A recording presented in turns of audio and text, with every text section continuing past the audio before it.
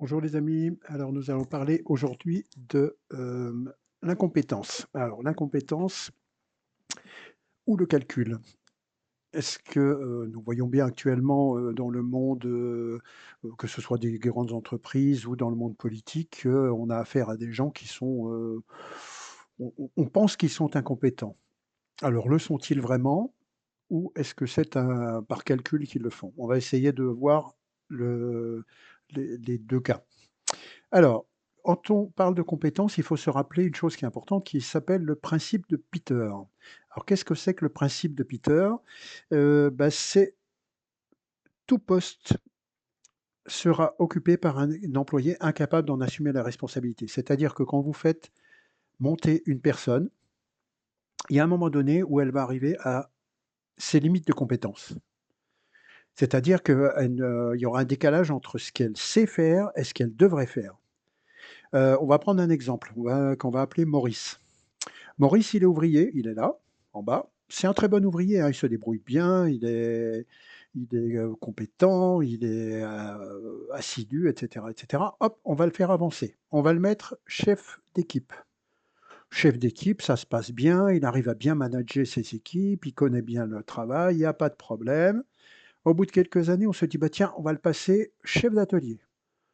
Là, il dirige tout l'atelier, ça se passe aussi bien parce que toujours pareil, hein, il a monté, il est toujours dans son domaine de compétences, il y a pas de souci. Et puis un jour, un patron arrive et puis il se dit: «Bah tiens, ce chef d'atelier là, il est vraiment bien, bah je vais le mettre, directeur de la production de toute l'usine».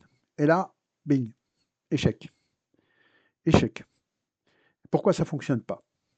Bah parce que Maurice, il a monté les échelons jusque-là et là, il arrive à un niveau où il a plus la compétence pour tenir ce poste-là.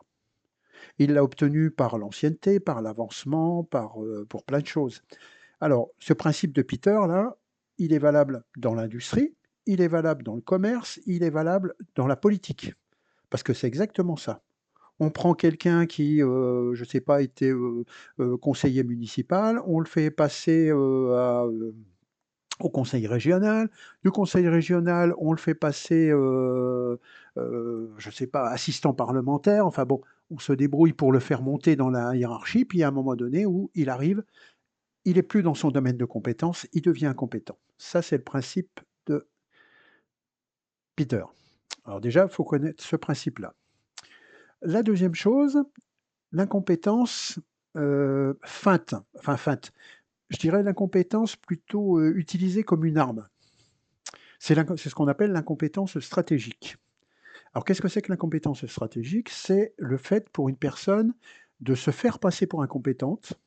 Alors vous allez me dire: «Mais quel intérêt?» Ben, l'intérêt, il est de ne pas faire quelque chose ou de ne pas assumer la responsabilité de quelque chose.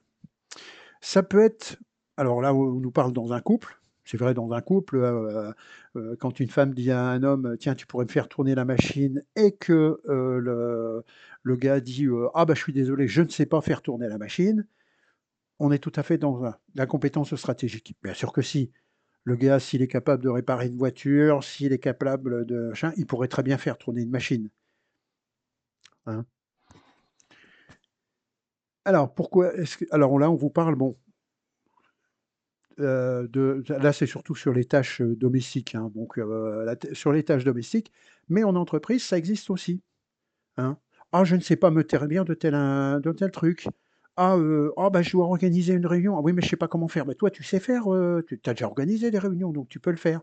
Comme ça, si jamais la réunion se passe mal, bah, on pourra toujours dire: «Ah bah, attends, c'est pas moi qui m'en suis occupé, c'est l'autre, hein», voilà. Voilà, des arguments aussi, «Je suis pas technicien, comment tu fais?» «Tu es plus créatif que moi», «Je suis débordé, je peux pas le faire», voilà. Heu, Comment le détecter? Bah, déjà, c'est pour étant ne pas comprendre une tâche simple, s'applique volontairement pour ne pas être sollicité à nouveau, ça il s'arrange pour, être toujours derrière, hein. Un pas en avant, lui, il fait un pas en arrière. Délègue systématiquement. Et quand une personne délègue systématiquement, c'est bien de déléguer, mais remarquez qu'elle va toujours déléguer le truc pourri. C'est-à-dire, c'est ce qui peut poser problème qu'elle va déléguer. Quand ça peut être pour se faire pas bien voir par le patron, vous inquiétez pas, là, elle va pas déléguer du tout, hein. utilise des actions genrées, machin, tu vois? Tu «Je suis pas doué» et cetera, et cetera. Alors, en parlant de l'incompétence en entreprise, on va prendre un exemple. Carlos Tavares. Carlos Tavares, vous connaissez, c'est ce monsieur qui était patron de PSA et de Stellantis entre 2021 et 2024, oui, puisqu'il a été obligé de démissionner, enfin on l'a démissionné de force en 2024. Mais c'est un monsieur qui avait obtenu des résultats absolument, fulgurants. En 2021, quand il arrive, il annonce qu'il va réaliser 5 milliards de synergies. Alors qu'est-ce que c'est que 5 milliards de synergies? Bah, c'est simple, on va plus fabriquer qu'un seul moteur, donc au lieu d'avoir, 5 usines, on va en fermer 4, on va en garder une seule. Au lieu de faire des 4 cylindres, on va faire des 3 cylindres, ça permet d'économiser 20 sur le truc, et cetera, et cetera. Et puis toutes les voitures ont les mêmes plateformes, le même, on va tout regrouper. On ferme des usines, on perd des emplois, on perd des compétences aussi dans l'histoire, hein, faut pas se faire d'illusions. Mais les résultats sont là et la preuve, c'est ça. En 2023, le chiffre d'affaires, alors que Stellantis ne va pas bien en 2023, hein, on est déjà dans la période où les ventes sont en train de se casser la figure. Le chiffre d'affaires est à 189 milliards d'euros, en hausse de 6%. Le bénéfice à 18,6 milliards, en hausse de 11%. Pensez bien que les actionnaires étaient hyper contents d'avoir un gars comme Tavares comme patron. Le gars leur a fait gagner un pognon de dingue, de dingue. Mais de l'autre côté, il était en train de flinguer la boîte. Et la preuve, c'est que Stellantis maintenant est en train de payer les pots cassés entre les histoires des airbags Takata, les moteurs PureTech, enfin toutes les conneries qui ont été faites chez Stellantis. Ça va être très très compliqué. Ça, c'est un exemple. Alors, est-ce que le type était incompétent? Non, il n'était pas incompétent. Il était, il avait une vision. Et c'est vers cette vision qu'il allait. Sa vision, c'était purement faire gagner plus d'argent à la boîte, quelles qu'en soient les conditions, quelles qu'en soient les quoi qu'il puisse arriver après. La boîte est en train de se casser la figure. Il est possible que dans les quelques années qui viennent, Stellantis soit obligé de se débarrasser de 3, 4 marques de voitures, de les fermer définitivement parce qu'ils n'y arriveront plus. Pour lui, c'est pas son problème. Pour lui, il a réussi ce qu'il avait à faire. Il était là pour faire gagner de l'argent aux actionnaires. Il a fait gagner de l'argent aux actionnaires. Point. Donc pour lui, c'est pas un problème de compétence. Maintenant, on va parler de la kakistocratie. Alors, est-ce que vous connaissez la kakistocratie? C'est un terme qui a été inventé il n'y a pas très longtemps, qui veut dire qu'on met les pires au pouvoir, les pires en haut de l'échelle, les pires patrons, les pires dirigeants, les pires présidents, voilà, bon, vous voyez bien. Et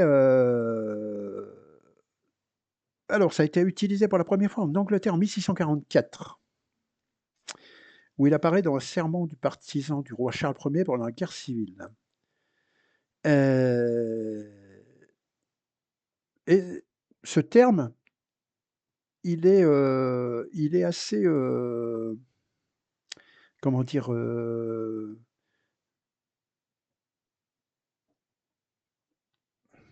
en politique, c'est vraiment le cas. C'est vraiment le cas. C'est-à-dire qu'on a des gens qui ne sont pas mis pour être compétents. Quand on nomme quelqu'un ministre, c'est pas parce qu'il est compétent dans le domaine. Et c'est bien ça qui est le drame. On nomme parce que c'est un copain de machin qui va permettre d'obtenir les votes de ses collègues, ou que c'est un ami personnel qu'on veut faire machin, ou c'est le conjoint d'un tel, etc., etc. Donc on se fout complètement de la compétence des gens.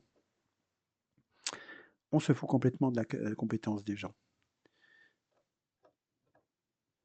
Un autre exemple qui est tout à fait dans la kakistocratie, qui est Thierry Breton. Alors, vous connaissez Thierry Breton? Thierry Breton, c'est ce monsieur qui a été commissaire européen. Mais avant d'être commissaire européen, il ne faut pas oublier qu'il a été patron de Thomson, de 97 à 2002, de France Télécom, de 2002 à 2005, puis il a été patron de Atos, de 2009 à 2019. Il a été classé à 3 reprises parmi les 100 patrons les plus performants du monde. Il a obtenu des résultats financiers. Il a obtenu des résultats financiers chez Thomson, même chez Bull d'ailleurs, chez Bull, chez Thomson, chez France Télécom, chez Atos. Mais qu'est-ce qu'il a fait de ces boîtes? Bull, disparu. Thomson, on n'en entend quasiment plus parler. France Télécom, disparu.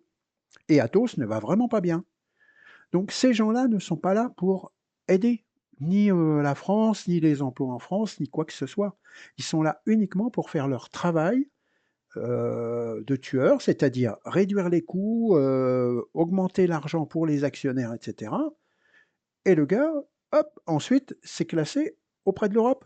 Parce que c'était un fervent partisan de l'Europe. C'était, bah, voilà, on va tout faire pour et on est dans ce cas-là. Les politiques qu'on a actuellement, c'est ça. C'est des gens qui se disent: «De toute façon, on va aller vers plus d'Europe», hein.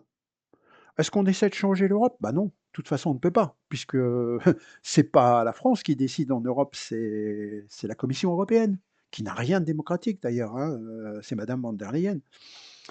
Heu, à condition de ne pas vouloir, comme l'a fait monsieur Thierry Breton, prendre la place de madame von der Leyen. Parce que s'il a été démissionné de si on l'a poussé à la porte de la Commission européenne, c'est lui qui a démissionné, mais on l'a poussé à la porte. Pourquoi? Parce qu'il a voulu prendre la place de madame von der Leyen et qu'elle ne s'est pas laissée faire. Et de toute façon, lui, à la place de madame von der Leyen, n'aurait pas fait mieux, hein. Ça aurait peut-être même peut-être été pire. Donc il ne faut pas se faire d'illusions, hein, c'est voilà. Donc on se retrouve avec des gens qui ne sont pas forcément des incompétents, mais une compétence qui est calculée. C'est-à-dire, il y avait un mot de Lagardère. Je ne sais pas si vous vous rappelez de l'affaire Lagardère. Lagardère, c'était un monsieur qui avait, des boîtes, qui avait beaucoup de sociétés, qui avait des journaux, qui avait tout ça. Et en 2000, de mémoire de 2014, je crois, il y a eu une grosse affaire, Lagardère et on avait parlé, de choses en disant: «Il est incompétent, ou c'est un salopard, ou il est incompétent». Non, il est malhonnête, pardon, ou il est malhonnête, ou il est incompétent. Et lui avait dit: «Je préfère qu'on dise que je ne savais rien de ce qui se passait dans mes sociétés». Donc il préférait passer pour un compétent plutôt que de passer pour un con. Vous voyez ce que je veux dire? C'est ça le problème. Ces gens-là se foutent de passer pour un compétent. De toute façon, eux, leur fortune est faite. Un gars comme Lagardère, il a plus rien à prouver à personne. Il s'en fout, hein, il prend son argent, il se barre, il va à l'étranger, hein. Monsieur comme Thierry Breton là, faut pas oublier que ce monsieur, il a pris la nationalité, alors de mémoire, je sais plus si c'est camerounaise ou je ne sais pas quoi. Il a pris la nationalité camerounaise sénégalaise, voilà, et la nationalité sénégalaise pour des raisons fiscales. Donc vous comprenez bien que cette crapule-là, un jour, prendra son pognon, se barrera au Sénégal et puis il ira vivre comme un nabab là-bas. Vous comprenez ce que je veux dire? C'est ça. Et c'est ça qu'il faut comprendre. Les problèmes de compétences, c'est pas des incompétents qu'on a au pouvoir, c'est des salauds. Faut dire le mot. Moi, j'ose le dire. C'est des salauds. Et c'est ces gens-là qui viennent, vous dire qu'il faut se serrer la ceinture, hein, qu'il faut, payer, machin, qu'on va vous prendre votre épargne et cetera, et cetera.